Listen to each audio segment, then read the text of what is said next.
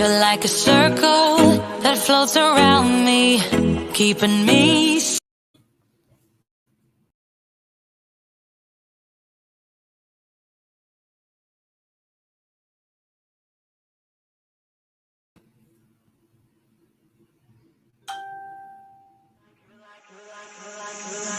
You're like a circle that floats around.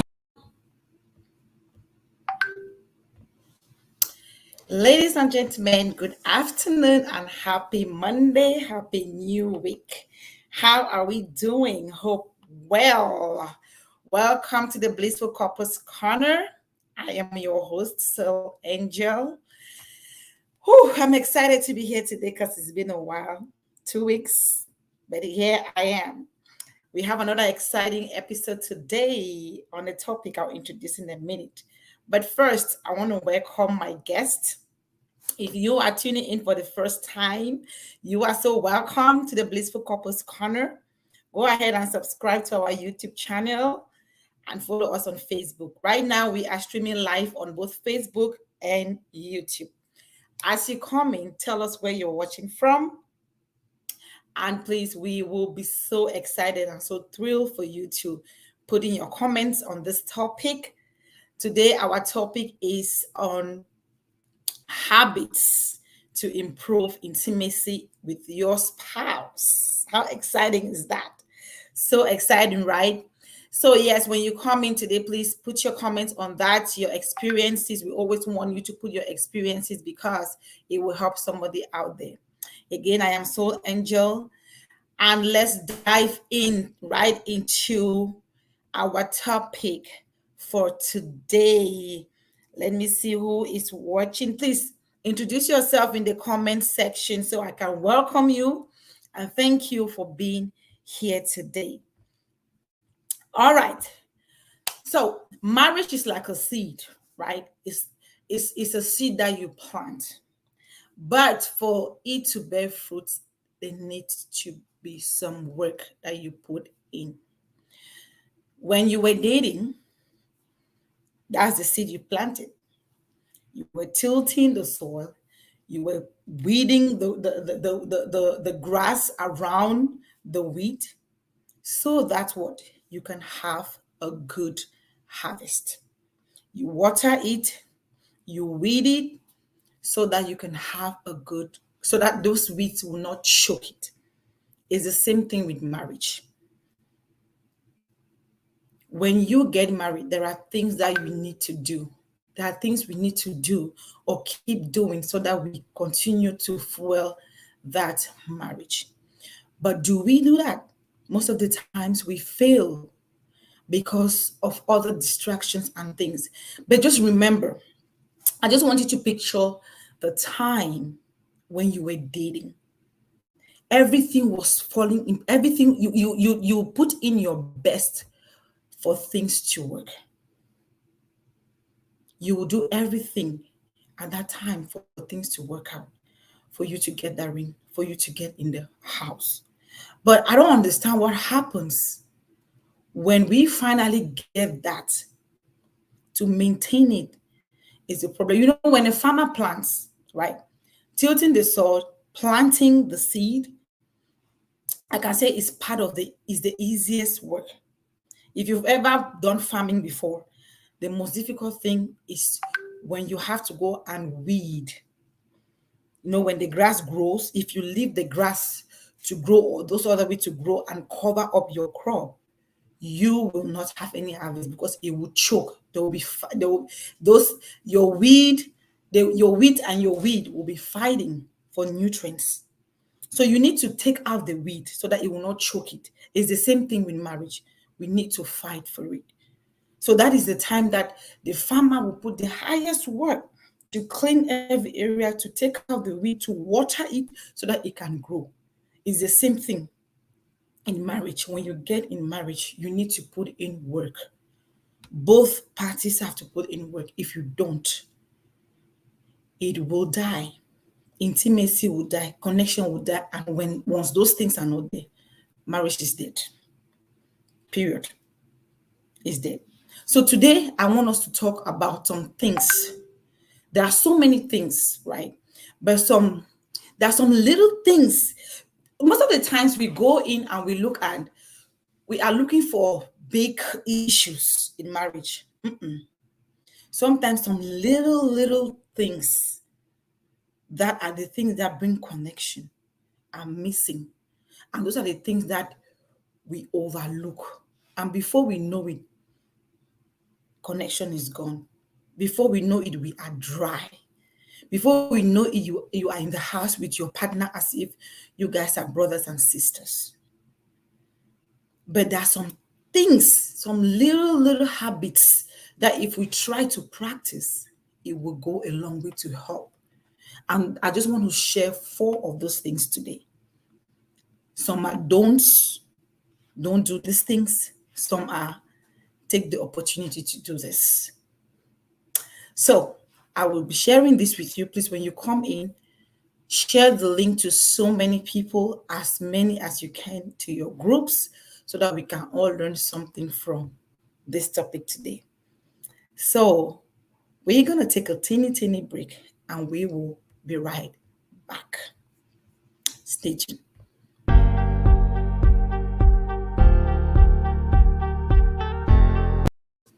Okay, welcome back. So today we're talking about 4 things that you can do to improve intimacy and connection with your spouse. Yes, 4 things. There are many out there, but I just want to talk about 4. And there are things that I believe that a lot of people are missing. A lot of couples are missing this thing out. Number 1, stop bringing work to your house. Don't take your work from home, from your office, and bring it home. That is a therapy for disconnection. It is a strong communication barrier, a strong connection barrier, a strong intimacy barrier. Because once you bring that work from home, already America is so busy. And I'm talking especially to those who have this computer IT-based things, or you are in research, you are in a type of industry that you work with computers, that your office space is your computer. You have the tendency to bring it home. And for those working from home, they have the tendency to bring their job back to their houses. It is wrong. It is not for nothing that there is a shift for you to work. 8 to 4, 9 to 5, or whatever shift you have. Just don't bring your work home. Once you are done in your office, once you are done with your work for the day, leave it for the day. Come back home and continue with the family time. Listen, once you get married, you need to know that family time is important. And though we have a lot of things to do, we need to create that separation. We need to create that boundary between our work in the office, our job, and our home. You can't just be working 24 hours. There are some men or women. I had this client, she complained about this, right? The husband brings work home like almost like it's a routine. So much so that she doesn't even know whether the husband is even doing the work again or it's something else. Because when you come back from work, the first thing you do after you eat, or even before you eat, you take your computer, put it there. I don't care whatever you're doing, right? You are just, the message you are passing is that I am still working. And in that case, you don't have the time to communicate. You have been at work the whole day. And you come back, it is time for you and your family, for you and your spouse to connect for that day, to discuss things, how the day went through. But the fact that you're already on that computer is just telling somebody that no, you are still working. And it is not something that is once in a while. If you are that person, it's okay. Once in a while, you can do that because you can have too much work in the office that you want to patch up. But if it is something that is consistently done every time, day in, day out, even to your weekend, you are still on your computer. What the hell are you doing? What kind of work are you doing? And the thing is that with the Western world, with white people, once they are done with their job, they know that this job is done for the day. But I don't understand, because this is a complaint with so many African homes bringing work from home, especially with the men. Always excuses of, I have this work, I have this one, I have too much work. So where is the time that you spend? Sometimes you are even discussing, you know, the communication barrier is what? Imagine you have something to discuss with your partner. You have a good discussion. You have something to talk about, and you say that it's time for us to discuss. But he is there with his computer. You are talking. He's not paying attention, though he's listening, but he's on the computer working. That, number one, it brings the feeling of disrespect. It makes you feel disrespected, number one. Number two, it makes you feel neglected. And this is a therapy for disaster. If it is somebody who likes that quality time, it's a therapy for disaster, because you create room for so many things. You create rooms for so many doubts. Your partner will start asking her, is it that I'm not more interested? Is it that am I talking to myself? Am I that not important? I'm not a priority. Your job becomes a priority over your partner, over your family. It is wrong. It is wrong. Because if you are talking to your partner, to your husband or to your wife, and they are not paying attention, they're not looking at you, you're talking something really serious, something really important. They're like, yeah, go ahead. I'm listening to you, babe. Yeah, you say, sometimes you even talk because they are on their computer, they are so focused, they will not even understand the whole statement that you make. Then they're asking you, oh, what did you say? I didn't get you. That can be so annoying and frustrating. If you are somebody that if you are the type that you don't know how to control your emotions, you can have anger outbursts, unnecessary emotional outbursts that it is not good for the relationship. Bringing your job from home, it creates unnecessary emotional outbursts of anger. It creates resentment. Some partners will just decide to go silent. Okay, they will you just see mood swings. Somebody will just go silent, and you begin to wonder that, hey, what did I do again? It's because, especially if it's something that is constant, it keeps repeating. Please, number one, don't bring your job in the house. Try your best. And it is not something your company knows that you have a certain hour to work from 9 to 5, whatever shift you have. And it is for you to make I know that some people, they can take work that will take them extra time, but it cannot be a constant thing. You need to make sure that your company understands that you are a family person and you need family time. If your phone is the phone that, if you have an office phone and you think that they can call you at any time, you need to know how to communicate to your boss. Certain times they cannot call you, especially if you're not on call.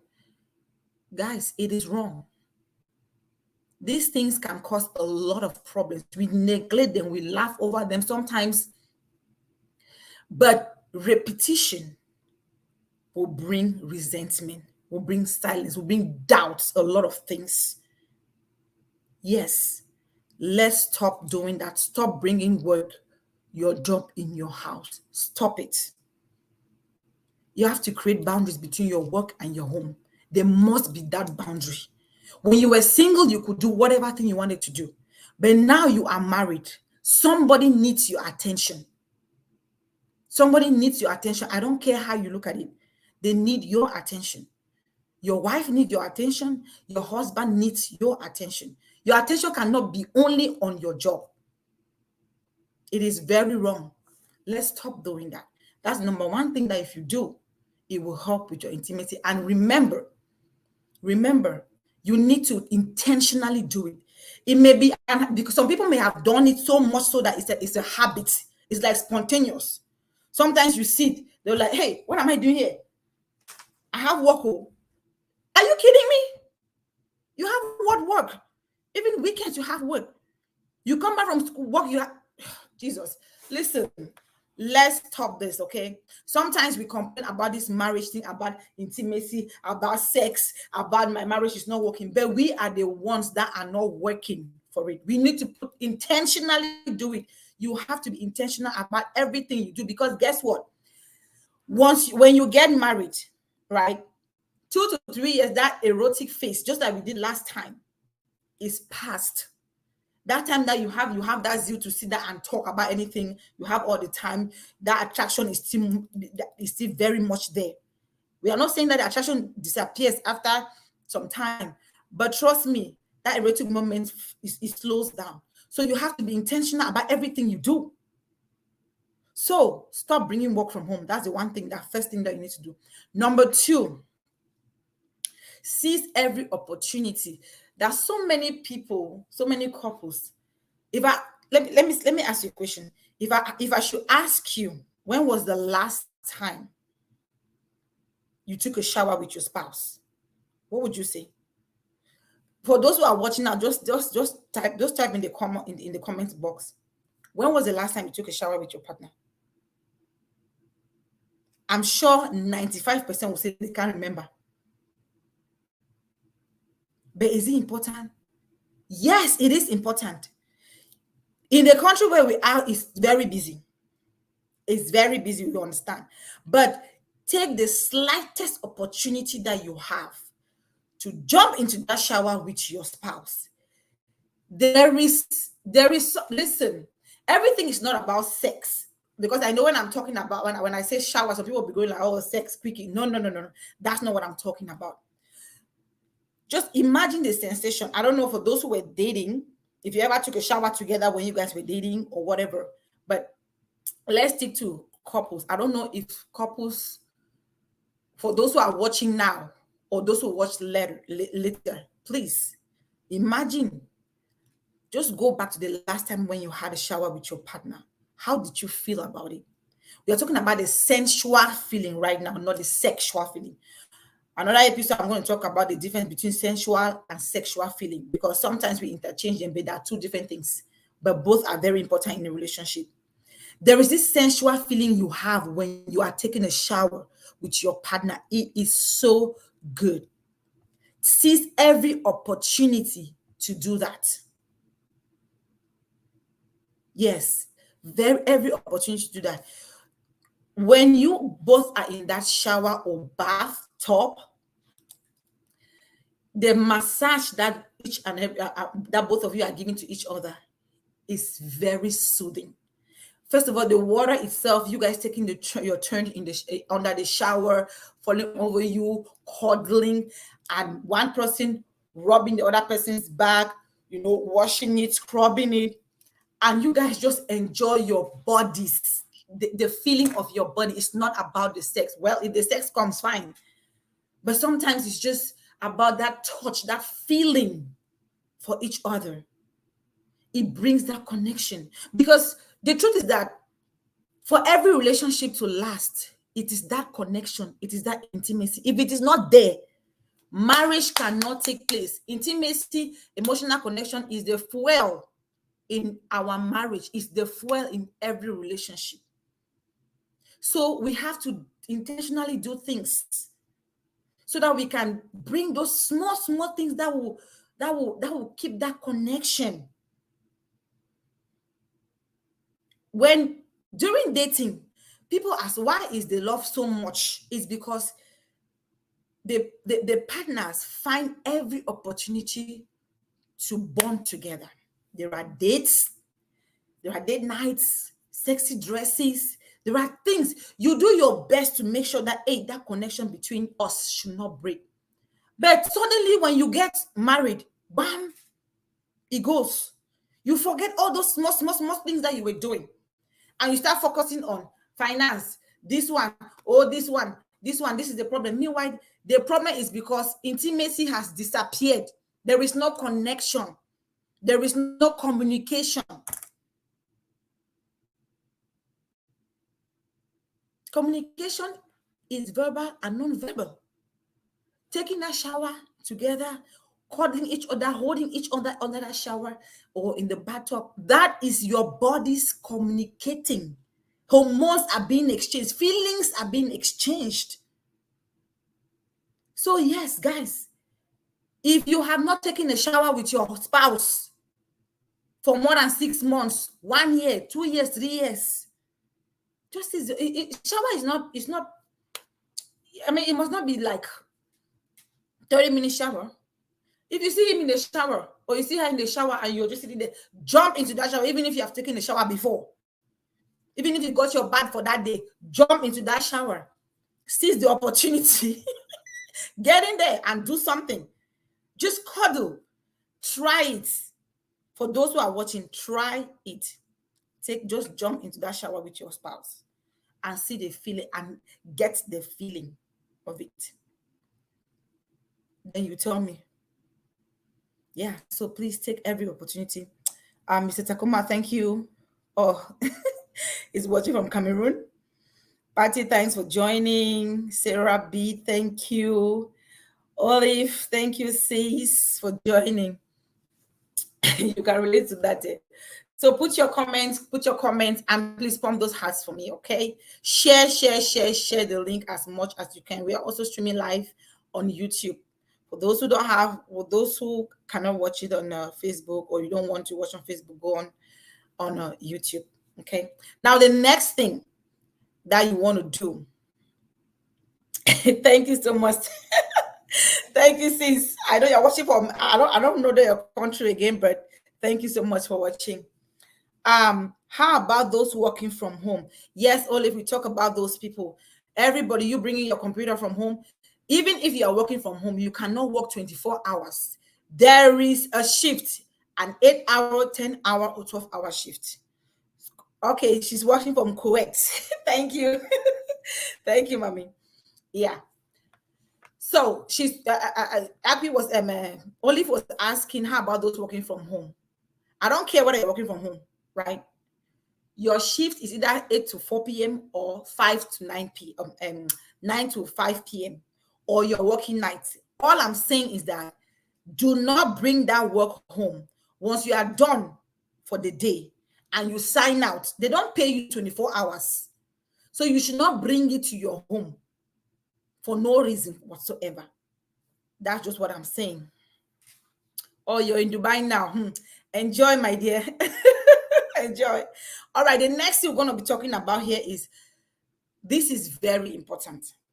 And it's one thing that so many couples, a lot, my research shows that about 65% or more couples don't go to bed at the same time. Stop going to bed at separate times. Again, if I should ask here, how many of us go to bed? How many of you here go to bed at the same time with your spouse? I don't think I'll have up to 10 people that will tell me that, oh, I go to bed at the same time with my husband, or I go to bed at the same time with my spouse. And this relates to the first thing I said. If you bring work from home, you end up going to bed late. Listen, this particular thing of going to bed at different separate times, I don't know, but listen, if you go to bed 2-3 hours after your spouse, you are creating, I don't know how I can say it, you are creating so many things: doubt, suspicion, feeling of neglect. So many, man, I don't even know how we can, how I can quantify this thing, because already we are in a society where it is so difficult for people to meet, for couples to meet. Sometimes I'm working, sometimes I'm working a morning shift, my spouse is working um evening shift or night shift. That's just an example for those who have shift differences. You don't come home, we don't come home the same time. And the days that you are in the house, maybe weekends or so, that is the day that you need to keep, you need to communicate and catch up. You are either working, or you one person goes to bed maybe at 10 or 11 or midnight, the other one is coming to bed at 3 a.m. on the excuse that what, they are watching movies, or they have work to do, or they have this. How annoying can that be? And again, I am saying that if it is something that happens once in a while, because sometimes you can sit and you watch a movie, you get carried away. But if it is something that's okay, once in a while it's fine. But if it is as a habit, that's why I say habits to improve. If it is a habit that you do all the time, that you keep going to bed at separate times, 2-3 hours after your partner, there is a problem, because you are creating a problem. You are creating a problem, because I can be sitting there. First of all, when I go to that bed, I'm sitting, and it brings you feel lonely on the bed. You feel neglected. Every day you are sleeping, you're going to bed alone. You feel neglected. You feel lonely. You start asking yourself question. Is it that, is he running away from me? Is she running away from me? What is it that is happening? Why can't he come to bed at the same time with me? Why is it? And when you even find out, what the hell are they doing? Sitting there watching movies. So you're just telling me that that movie is priority over my feelings. And worst of all, some people have TVs in their televisions, TVs in their rooms. If you really want to watch that movie, come upstairs, watch the movie in the room, right? And give a chance for your partner to have that time with you, to cuddle. It is a time for cuddling. When do you do your pillow talks? When do you cuddle? Bedtime is a time for you to build deep emotion, physical connection, because it's time for you to, when you sleep together. One episode I'm going to do is going to be about sleep positions. You sleep in each other's arms, you cuddle, you do pillow talks, you catch up, you laugh, that sensation. Oh Jesus, I don't know how I can say it. That sensation is very important. Those are the things that connect you to. There is no way couples can stay connected if they keep doing things that drift them apart. And that is the problem with so many homes. Then we start bringing complaints that are not necessarily, that are from left and right. Imagine you are that kind of person that your partner brings work from home. He brings work to the house. He brings his job to the house. You guys don't meet often. He sleeps 2-3 hours, or she sleeps 2-3 hours after you all the time, like 6 times in a week. Or let me say, in your entire life, 95% of the time, you guys go to bed separately, 2-3 hours apart.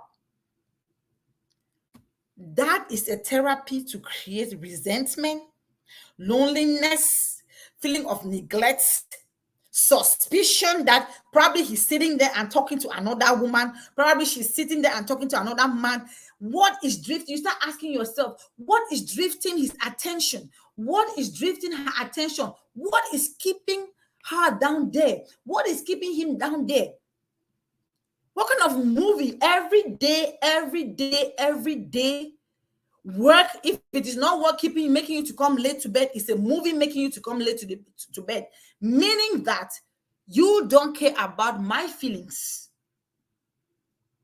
You don't care. Your priority is what you do there. I am not a priority, but your partner has to be a priority in everything you do. Guys, this is important. Stop doing that. You may not realize what you're doing, but you are creating something Sometimes you sit in the house and somebody just gets angry. If it is somebody, like I said, that does not know how to control their emotion, that has not understood things, especially if it's something that you have tried to address and it keeps going on, if you try to address it and it's not changing, the partner may say, okay, fine, since it's not changing, let me just sit. And you don't know what you are creating. The fact that it brings that silence, you don't know what that silence is creating. Before you know it, resentment, emotion, the physical touch, the separation, the disconnection begins to increase. And before you know it, that's it. There is no connection. There is no intimacy. There's no feelings in that marriage. There's no love. Then people are saying that I don't love my wife anymore. I don't love my husband anymore. I don't feel anything for him like I used to feel. You don't feel anything for them because what you used to do to keep that feeling, you have stopped doing them. The little things you used to do to keep you together before marriage, since you so badly wanted a marriage, you put every effort. You have stopped doing them. That is why you feel like you don't love the person again. You need to fuel it. If your gas is finished in your tank, your car will not drive. It will not drive. If you don't have fuel, you will not drive your car. Period. As simple as that. And some of these things are things that, Lyra Jenny, pillow talks is to solve issues with them, not romance. No. Pillow talks is not to solve issues. Let's get that out of the way.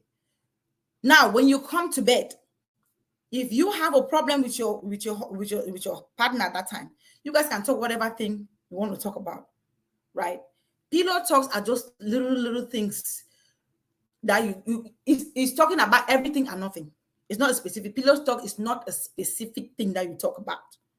It's anything. And besides, solving problem is not pillow talk. Solving problem is serious issue. It's not pillow talk. It's not pillow talk. You know, understand what I'm saying? So let's not get that confused. The reason you come to bed early, so not early, but together, is for you guys to have that bonding time, that connection time, because this country is busy. Before you know it, weeks are passing without you even sitting and talking. So what I am saying is, whether it is pillow talk or it is solving problems or whatever, if you cannot even come to bed together to talk about, to just sit down and cuddle and talk and have pillow talks, is it problems that you solve in bed? You will not solve no problems in bed. Okay? And besides, solving the problem in bed is like you will sit down and talk about it and you finish the rest of the part of the reconciliation in bed. Okay? So it is being missed due to, I agree with you, it is being missed due to always doing issue. That's why I laughed out loud. Yes, Lyra, thanks for joining, mommy. Pump those hearts for me, please. If you're getting value, pump those hearts and those likes for me as much as you can. As much as you can. Yeah, so please stop going to bed 2-3 hours after your spouse. Stop going to bed at separate times. It is not healthy, especially in this country where we don't have enough time to communicate, enough time to catch up. It can be very detrimental. Remember, the fact that your partner does not talk about it, it doesn't mean it is all right. They may just decide not to talk about it again because they are tired of talking about it. Some people probably have never even spoken about it to your partner. And if you are that type, if you are one that your partner falls in the category of bringing their job to their house and going to bed late after you, I'll advise that you talk it out. Talk it out in a nice way and tell them exactly how you feel about it. Now, you're the one that you've been talking about it and nothing is changing. Well, just pray over it. Just pray over it, because I can understand it's sometimes it can be a very frustrating feeling. Just pray over it. Maybe find some time again and talk about it. But I know that it's something when you keep talking about something and it's not changing, it can be very frustrating and very annoying. But keep trying. Okay, we need to put in the work. Now, the last thing I want to talk about here, we've talked about stop bringing your job to your home. Number 2, seize every opportunity to take a shower together, okay, to bring that sensual feeling. And number 3, stop going to bed at separate times. That will it will improve your connectivity, your connection, your emotional intimacy. It will increase that. But once you do go to bed separate times, you are not doing yourself a favor. You're not doing your relationship a favor at all. Now, the last thing I want us to talk about is, and I want every woman and every man to listen, you cannot afford to be complacent in marriage. Stop being complacent in marriage. I know that some people ask me, oh, what do you mean by complacent in marriage?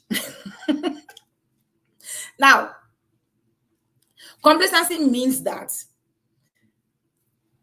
you being complacent in marriage and your relationship means that you feel so satisfied and secure that you think that you don't have to work and to do any extra thing to keep that relationship. Like you are in cruise control, right? Everything is so fine. You are so satisfied. You are so confident. It's a good thing to feel confident in marriage. It's a good thing to feel satisfied and secured. But guess what? The downside of being complacent is that you tend to neglect a lot of things. And that is so common with us women. Why do I say so? When we were in courtship, oh my God, we did everything possible to be on point to please that boy. When we have a date, we make sure that we have the best sexy dress, the best shoes, makeup on point, everything on point. We will cook, we'll bring some few surprises, we'll go extra miles to do things to please him. Why? Because we wanted to keep that relationship. We want to impress him, to make the relationship go to the next level. And the same with the man. He would invite you out for dates. He will do this, he will do that, all those things. Hey, but when we get married, what happens? I'm done. I got what I wanted. So I'm fine now. I'm okay. It's fine. So I just relax. And I feel, oh, I am Mrs. Achinko now. It's okay. I am Mrs. Ndobe. It's okay. I am Mrs. Neba. I'm Mrs. XY. And you don't do anything. You don't do anything. You stop dressing. For the ladies, you don't care about your dressing. But when you were dating, hey, you cared about it. And you know, the one that I feel, the one that is so sad when I hear from women is that I dress how I want. I can do any hairstyle I want. Whatever I wear, whatever I put on my head does not concern him. Are you serious? It's my body. I do as I please.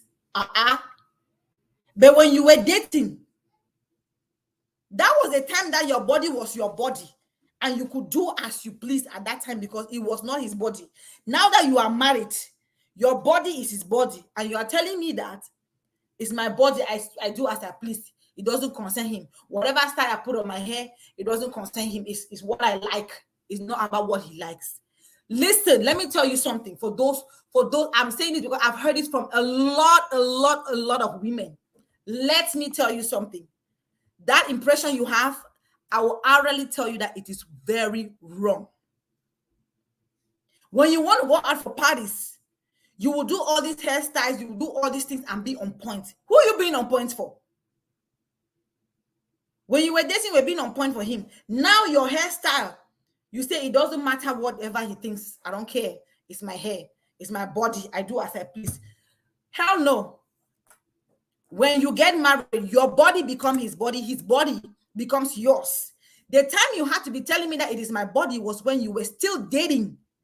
Because that time he had no right over you. And you had no right over him. So whatever you do, for those who keep saying that, oh, it is mine, I do as I please, you are wrong. I'm sorry, but you are wrong. If you are doing something on your body that your husband does not want, and you're doing it because you think that you have authority, women's gender, or whatever thing that we're talking about, it is wrong. And stop looking at social media and what people are saying. You don't know what people go through in their houses. They come and pick and depict a picture out there, and you follow suit and you copy. Then you go to your house. It's a disaster. Do what works in your marriage and don't copy people. All this people will say, oh, it's my body. I do what I want. Go to their house. They are not saying nothing. Be careful what you listen outside. And I'm telling you, if you are one of those people, stop it. If you're one of those people that say it's my body, I do what I want, it's my hair, it doesn't concern him, it doesn't concern her, it's wrong. Stop it. Because before that man came to you, he saw something. In the first couples retreat, one of the speakers said, bring your single self in marriage. Meaning that the way I saw you, I'm not saying that it's going to be exactly like that, but don't forget what I saw before I came. Don't forget what I saw, what attracted me at first sight. That attraction, there was something that attracted me. Don't forget about that. Bring it in marriage. And for the men, you forget about taking your wives out for dates. No dinner dates, nothing. But when you were dating, every week, baby, can we go somewhere? Baby, can we? Baby, can we? But for 2 years now, weekend in, weekend out, it's Jangi house, it's church, it's this one. Oh, we have baby shower here. Never a time for you and her. So where does the connection come? You are being complacent about it because you know that I have her already. I have him already. I can't go anywhere. Or she can't go anywhere. You don't call. You go to work the whole day. You don't call. But when you were dating, you were calling about 100 times a day. Some people, I don't even want to ask. When was the last time your spouse ever told you that I love you, baby? Some people don't even know. For like 2 years now, they've never heard the word I love you. Why? No random hugs, no special time spent together. You don't put any effort to please each other. That is being complacent. You are too comfortable. And guess what? The risk with this thing is that if you are not doing something, and hey, let's face reality. Nobody says that, nobody intentionally wants to cheat on their wife or their husband. But guess what? Things like this, some certain attitude that we do, there's temptation. People will cheat. Some people cheat because of some of these little things that are lacking. And then I see somebody that gives me all that attention, that appreciates me. The way I dress, they appreciate me.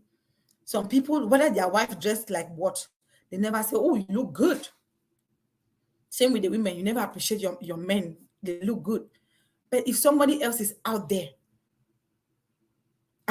Jesus, ladies, there are women out there that are single and they're looking. There are some that will even die to be second, third wives. So don't be so complacent and sit there and you are so comfortable. I am Mrs. whatever, Mrs. X, Mrs. Y. You need to put in work. Stop being complacent in your marriage. Be comfortable, be satisfied, but put in work. Stop. Don't act as if you have it all.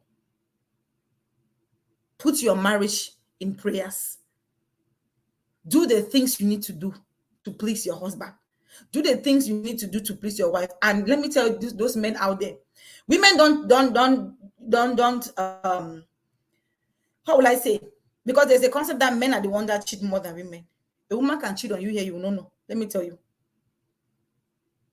And when she decides to do it, she will do it well. So let's not neglect our women and let's not neglect our men. Let's not be too complacent. Let's not be too comfortable and just sit and relax. Some people say I have the ring.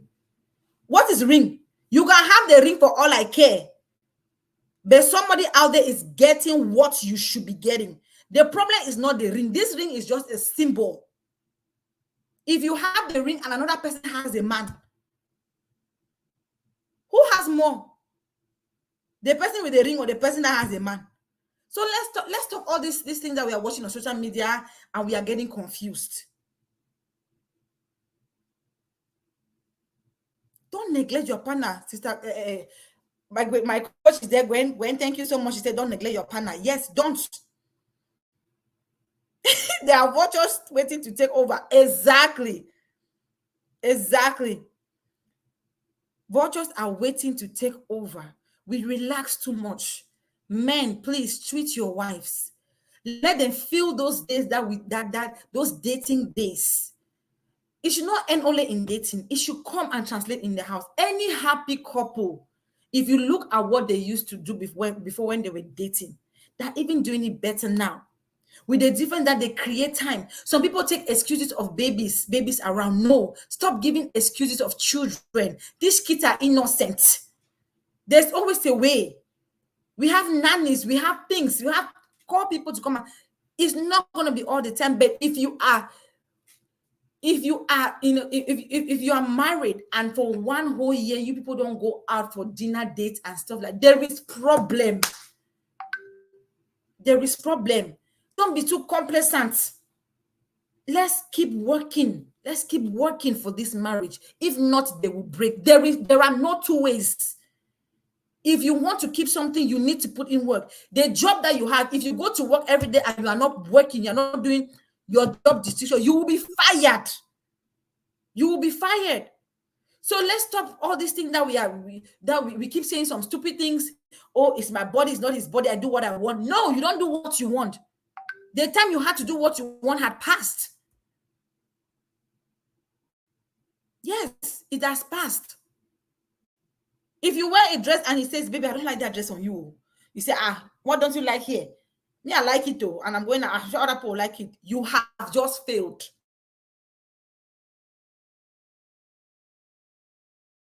So 4 things today that are habits that I want us to have in mind. If you practice these 4 habits, this is not on all, but these are the 4 things that are very common. And the reason I pick this one is because there are things that we tend to ignore. We don't see the effect. We don't see how it affects our relationship, but it has a huge impact because it brings that disconnection a lot. And once that disconnection is there in a relationship, trust me, these marriages will crash. So if you have noticed that your husband or your wife brings work in the house every time, you need to have a conversation with him or her. If you have noticed that they go to bed every time after you, hours after you, and sitting and doing nothing, either they're working or they're watching TV, what bloody TV, have a conversation with them. And if they're too complacent, if you notice that your wife is not, she's just relaxed, just looking anyhow because she thinks she's married, and you notice that too with your husband, have a conversation. So stop bringing work to the house. Seize every opportunity to have a shower. That's the connection time. Even if it's 2-minute shower, have it with your spouse. Stop going to bed at separate times. Try your best to go to bed at the same time, right? It may not be all the time, but make it intentional. It may not be all the time, but most of the time do that. And number 4, don't be complacent. Don't feel too comfortable and too satisfied, and you just relax that I have this man. It will do you no favor. So those are the 4 habits that you need to inculcate, put in your relationship, so that you can see an improvement in your intimacy, in your connection. Intimacy and emotional connection, it is the fuel of our relationship. If your car does not have a fuel, you don't have gas in your tank, that car will not move. Same as intimacy. If you don't have it, it will not move. It will just bring disconnection, resentment, silence. People are getting angry, emotional outburst, anger outburst. Little things you are quarreling because somebody is not satisfied. Somebody is feeling lonely. Somebody is feeling disconnected. So please, I hope that we learned something here today. Are there any questions? Okay, Gwendolyn said create special bonding moments during the week, dinner dates, freaky weekends. Yes, of course. And we'll be having a couples retreat, right? So we'll be talking more about that. She says Blissful Couples Retreat 2.0. Yeah, it's coming up. Hygiene is a big problem. Some partners don't. Really? Some partners don't bath, brush their teeth. Oh, please. Please, please, please. If your partner does not bath, brush teeth, whatever, that's a serious, very, very serious, important conversation that you need to have with them. That's a no, no, no. Okay. Hygiene is very important. It's very, you don't want to be around a man that or a woman that the mouth is smelling all the time. Or they have body odor. Please. No, no, no, no. That's a no-go zone. Berenice, she said, very true, and it kills that vibes. That's true. Thank you so much. I don't know if we have any questions. Let me see if we have any questions here. No question. I want to thank everybody for coming today. Takoma, thank you. Olive, Sarah, watching from Kuwait. My amazing coach, thank you so much for joining. Lyra, thank you for joining today. Benis, thank you so much. I appreciate all your effort, all your time. Oh, man. When you came in, she said, Daddy, on this, please. I know, right? Okay, she said, what's the best way to start a conversation around hygiene? Okay. Yeah, that's a very sensitive topic, right? So I will say that, first of all, for you to start the conversation around hygiene or any other thing, you must have your facts ready. Okay. So what I mean by facts is if you have noticed that for some time. So if you see a character that has been going on for some time, note the dates, the occurrences, and then you approach them. Baby, there is something that I want us to talk about. If you have some time, I'd just like to know your opinion about it. Like last time we had a discussion, the episode last time we had, they talked about very important ways of starting conversation. Okay, for important ways of starting conversation.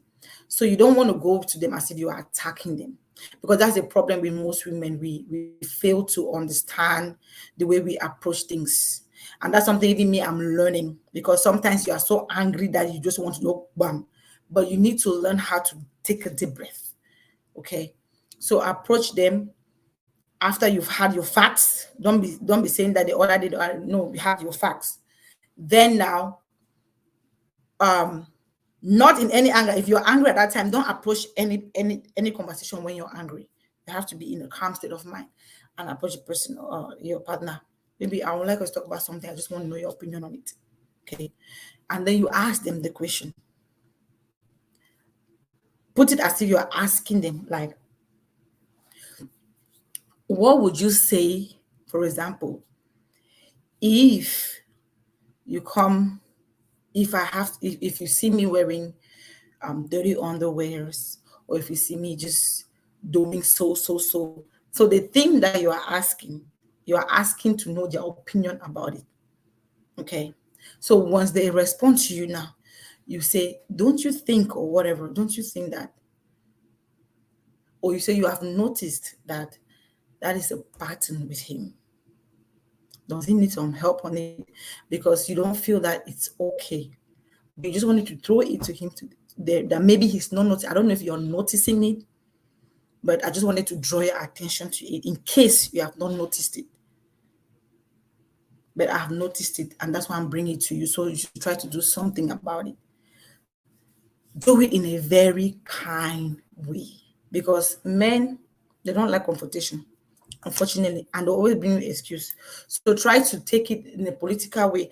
We have a couples retreat that is coming up in September, and one of the things that we're going to be talking greatly there is communication, the way you communicate problems, the way you communicate issues to your partner. All that is very important, because sometimes the way you start it will just lead to chaos, especially with us women. So that's a very, very, very good question there, Gwendolyn. So always start in a good state. Sometimes when they're really enjoying their meal after they are done, just say, hey, we'll have something to talk about. I just want a discussion. And you start with a question. Don't you think, or what would you say, or how, don't use accusation statements. Okay. Should we wait till after the sex? No. Other kids before marriage always kill the romance if not handled well in a relationship or marriage. Yes, other kids before marriage. We're going to talk about that, kids before marriage. Okay. That's going to be a topic we can talk about today, but that would definitely be a topic, because it's not only other kids, even kids now. Like if we watch one of our episodes, they say kids are intimate intruders. If you are not careful, kids can kill your romance a lot. So everything we do has to be intentional. About that, dirty on this, please have that conversation with your partner, because it's a no-go zone. Okay. It's a no-go zone. I don't even know how it can happen. Sex can happen, or romance can happen with things smelling, stinking around. So, but like I said, during the couples retreat, communication, ways to communicate, how to start the conversation is going to be one important thing we're going to talk about. So stay tuned for that. So I want to thank everybody for joining today. It's been an amazing time with you guys. Thank you so much. Thank you, Gwendolyn. She is my coach.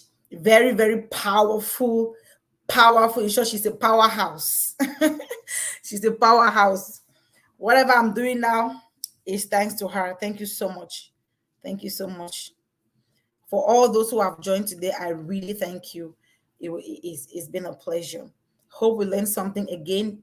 4 habits that will improve your intimacy. Number 1, stop bringing work to the house. Number 2, seize every opportunity to jump into that shower with him or her. Number 3, stop going to bed at separate times. And number 4, don't be complacent in your marriage. It's very important. In as much as you're satisfied, you're comfortable, still put in work to please each other. That is a job that you cannot stop doing. Okay. Ladies and gentlemen, thank you so much. We have come to the end of our episode today. I hope you enjoyed it. Share the link to your family and your friends. And please continue to put that comments. Go to my YouTube channel and put in your comments. Share the YouTube channel. Share it, so that we can trigger that algorithm. I love you all so much. And if there is anything you want us to talk about, any particular topic you want us to talk about, don't hesitate to call me. Don't hesitate to text me or inbox me. Okay, so that we can have it. Thank you so much. I love you all. And until next time, I remain your host. Thank you so much.